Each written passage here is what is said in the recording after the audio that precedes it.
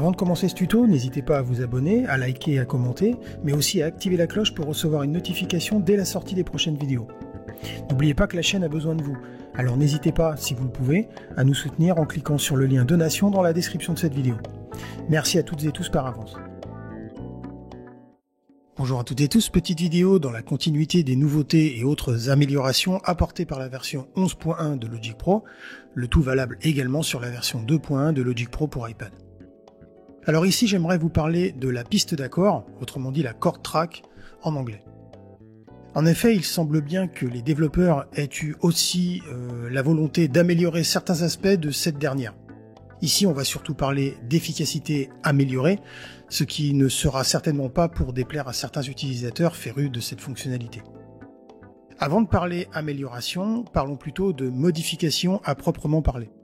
Petit exemple, ici on va rajouter un accord en faisant un clic droit sur la piste d'accord et en sélectionnant l'option créer un accord. Avant cette version justement 11.1, il fallait s'assurer d'avoir cliqué au bon endroit avec la souris pour positionner le plus précisément notre accord. Mais aujourd'hui, ce dernier se positionnera, comme c'est le cas ici, automatiquement sur le temps fort le plus proche, ce qui nous permettra d'être beaucoup plus précis et de gérer beaucoup plus facilement nos accords. Côté édition de nos accords, si vous utilisiez la tabulation pour passer à l'accord suivant, sachez que désormais, une simple pression sur la touche tabulation de votre clavier d'ordinateur prolongera l'accord en question. Ici, on va faire un exemple, on va créer un accord, je vais jouer mon accord, comme ceci, je vais appuyer sur la touche tabulation et mon accord passe à la mesure suivante. Si je continue, je rappuie une nouvelle fois sur la touche tabulation, mon accord est encore prolongé d'une mesure, et ainsi de suite.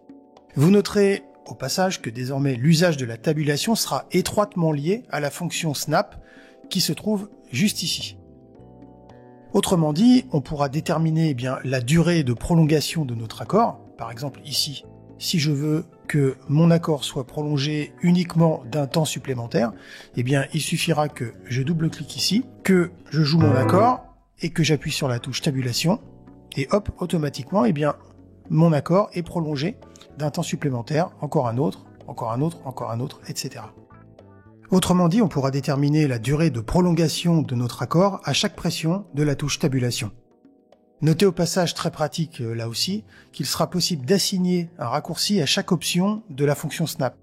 Pour cela, il faudra aller tout simplement dans le menu Logic, raccourci clavier, modifier les assignations, puis taper ici le mot-clé alignement, et vous verrez que dans les différents modes d'alignement, on retrouvera les mêmes options ici que l'on a dans le menu de magnétisme. Et on pourra, tout simplement, ici j'ai affecté arbitrairement un raccourci, mais vous verrez que pour chaque option de notre magnétisme, vous pourrez affecter le raccourci qui vous intéresse.